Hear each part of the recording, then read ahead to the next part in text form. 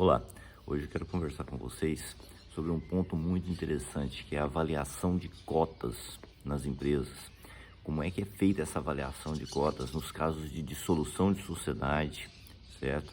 De resolução de sociedade em relação ao sócio, quando um sócio resolve sair, ou quando um sócio simplesmente resolve adquirir as cotas de outros sócios, quando algum sócio quer vender a empresa ou outro não quer. Como é que isso deve ser tratado?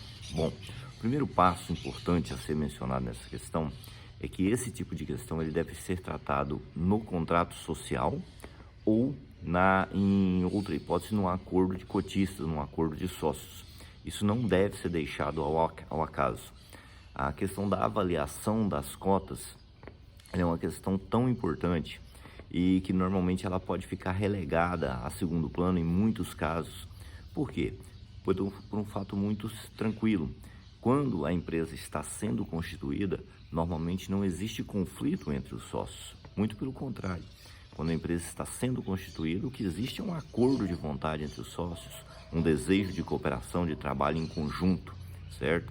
Esses conflitos eles podem surgir à medida em que a empresa avança, com o passar do tempo, com o passar do trabalho, com o crescimento da empresa, até porque muitas vezes, ou na grande maioria dos casos, os conflitos de interesses entre os sócios, eles surgem à medida que a empresa começa a ter ganhos, começa a ter valorização, começa a ter dinheiro, certo? Enquanto a empresa tem poucos recursos, você tem poucos problemas entre os sócios.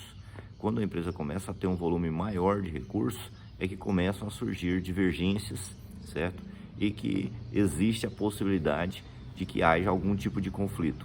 E esses tipos de conflito, eles para serem sanados, é importante que a empresa possua normas claras. Então, o sócio decidiu vender ou o sócio quer comprar a do outro. Como que vai ser avaliado? Vai ser uma quantidade do lucro, né? Um número de vezes o lucro que a empresa está gerando, o fluxo de caixa médio, uma projeção de fluxo de caixa futuro, vai ser baseada nos contratos, vai ser baseada na carteira de clientes, vai ser baseado, a avaliação dos estoques. A empresa tem imóveis, por exemplo, como que vão ser avaliados esses imóveis?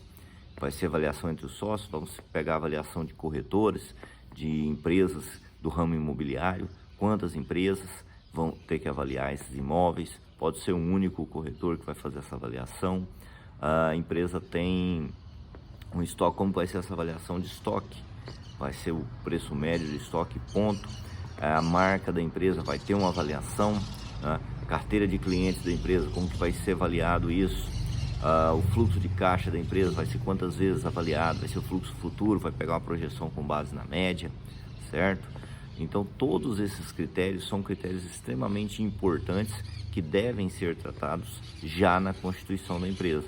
Repito, no contrato social, certo? Ou se houver algum critério muito subjetivo que os sócios não queiram que se torne público, pode até ser tratado num acordo de sócios, num acordo de cotistas, assinado por todos os sócios, por cônjuges que estejam envolvidos, mesmo que ainda que não participem no contrato, para que esse tipo de conflito não venha a surgir, certo?